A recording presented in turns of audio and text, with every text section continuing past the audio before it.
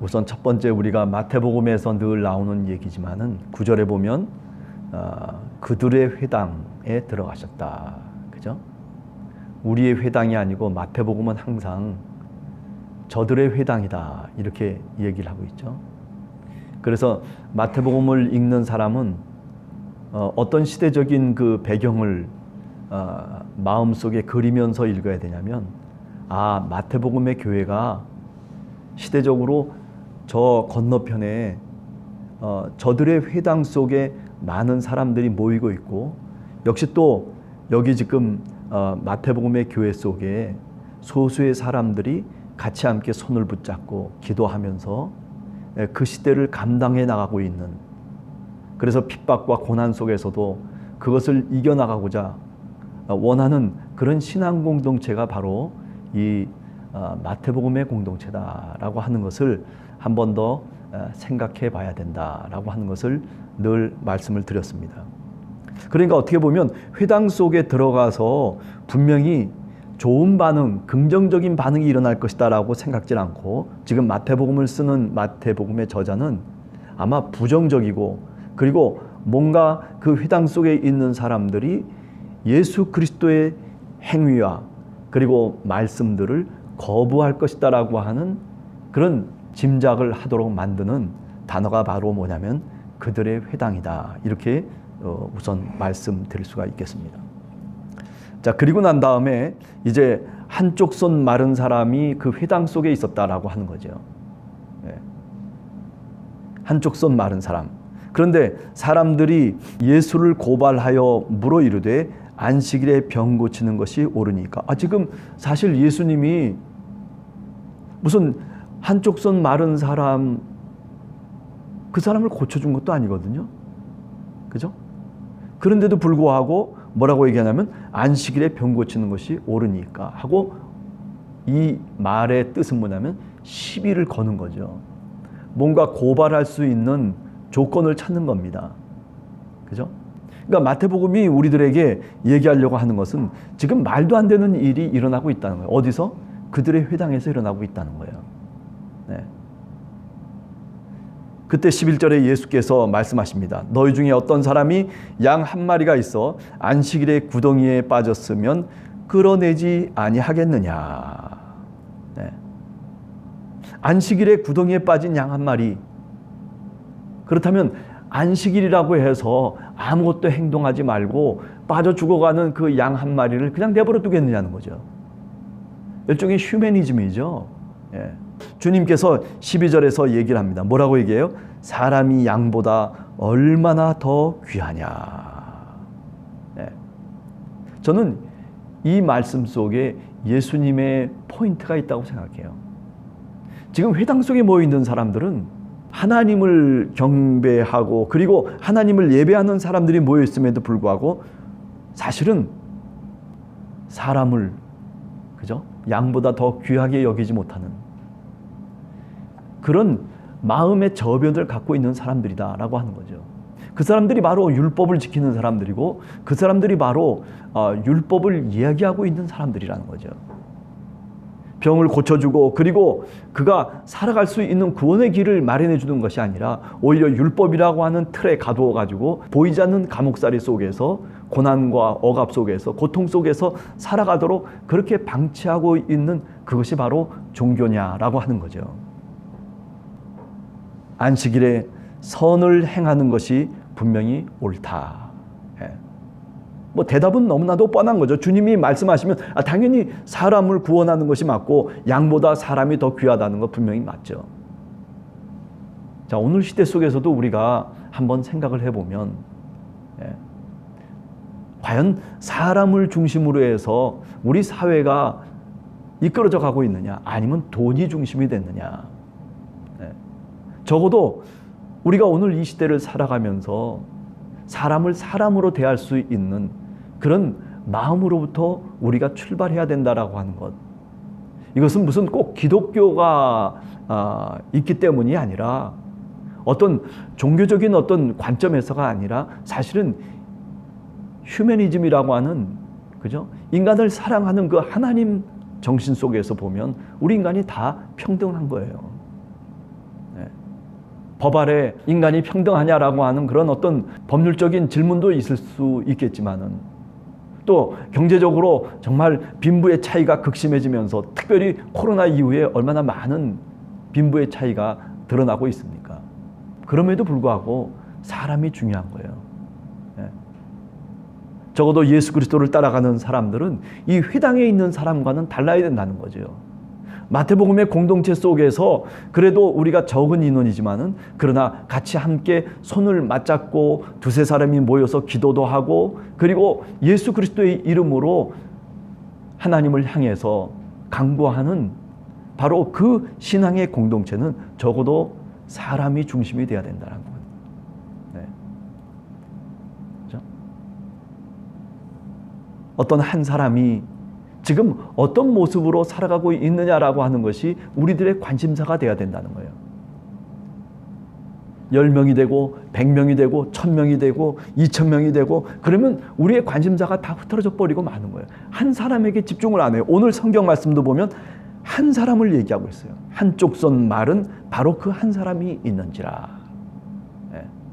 예수님의 관심은 그래요. 온 무리에게 관심이 있는 것보다는 오히려 한 사람, 지금 힘들어하고 지금 아파하고 그리고 지금 구덩이에 빠져서 허우적거리고 있는 그 한 사람을 구원하는 것이, 그것이 목자의 의무이고 책임이고 그것이 바로 교회의 임무라고 그렇게 말씀하고 있는 겁니다.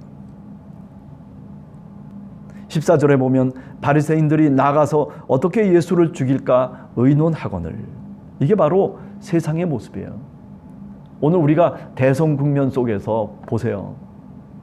어떻게 하면 상대방을 죽일까? 어떻게 하면 상대방을 모멸시키고 어떻게 하면 상대방을 그야말로 무능한 인간으로 만들든지 아니면 왜곡된 인간으로 만들든지 간에 어떻게 하면 권력을 쟁취할까? 예수님이 말씀한 게 틀린 것이 아니에요. 인간을 중심으로부터 우리의 삶이 출발해야 되고 사람 중심의 그런 생명신학이 있어야 되는데, 그런데 교회건 또는 사회건 마찬가지란 말이에요. 그죠? 모든 게 물질 중심이고 그리고 만모니즘이고 그리고 돈을 계량하면서 모든 것이 측정되고 그리고 가치를 매기는 세상 속에서 오늘 우리가 살아가고 있다는 사실.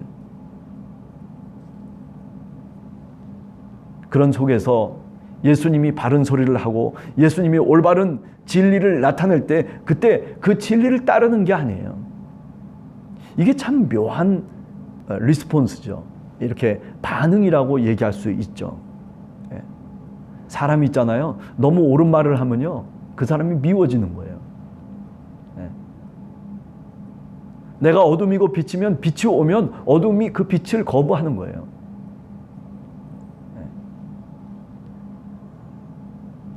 자, 15절에 보면 그런데 예수님께서 그들의 병을 다 고치셨다라고 얘기하고 있어요. 예수님은 그런 사람, 그 사람 자체로부터 자신의 모든 사역을 출발하고 있는 거예요. 빨리 떠나야 되겠죠.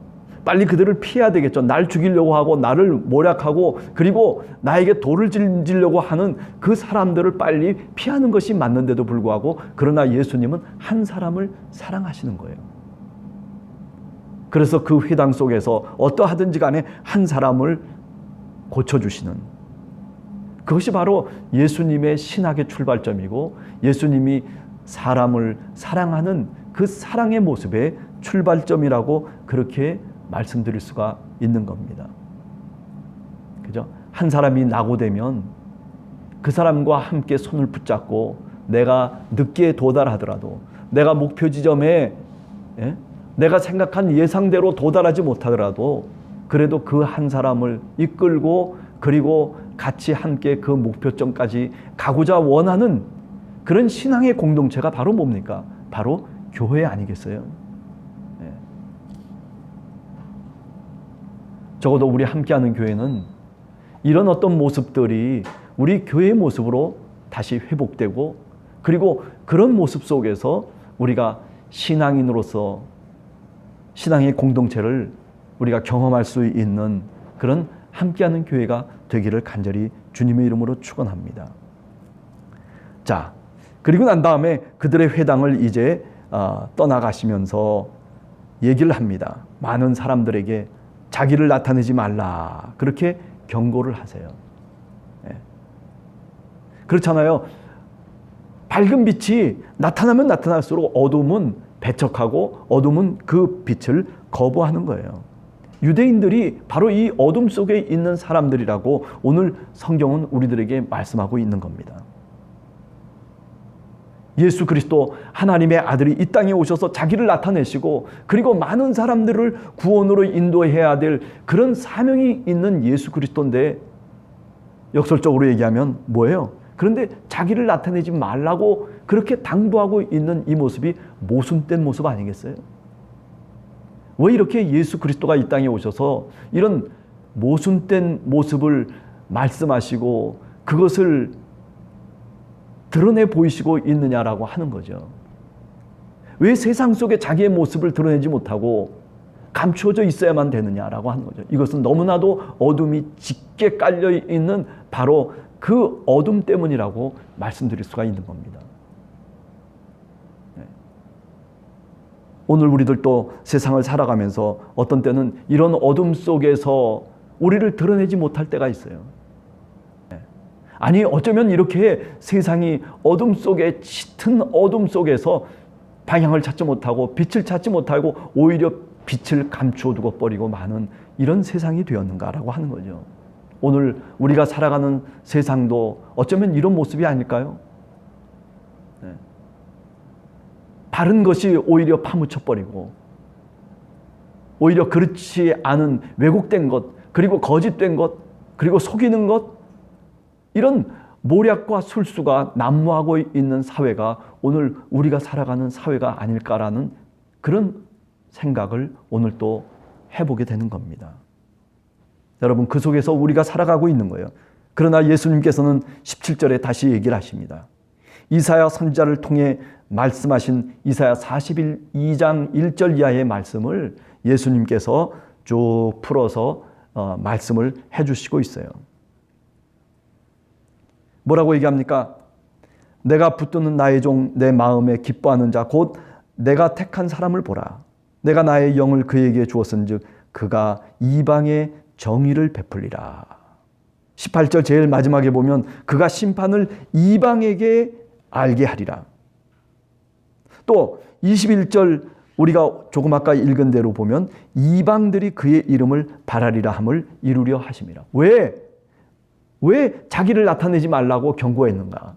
이것을 좀 더 큰 관점에서 지금 마태복음이 얘기하고 있는 겁니다. 그죠? 예수님의 말씀을 빌려서 구약의 이사야서 42장 1절 이하를 통해서 마태복음이 우리들에게 얘기하려고 하는 게 뭘까 생각을 해보면 그래요. 왜 이렇게 이방에게라고 하는 이 이방의 주제를 오늘 여기서 말씀하고 있느냐라고 하는 것은 결국 이방 사람들에게 온 열방을 향해서 예수 그리스도의 복음이 열려지고 그리고 그것이 전파되어질 것이라고 하는 것을 이야기하고 있는 거예요. 그러면 누구에게는 나타나지 않은 거예요? 바로 유대인들을 가리키고 있는 거죠.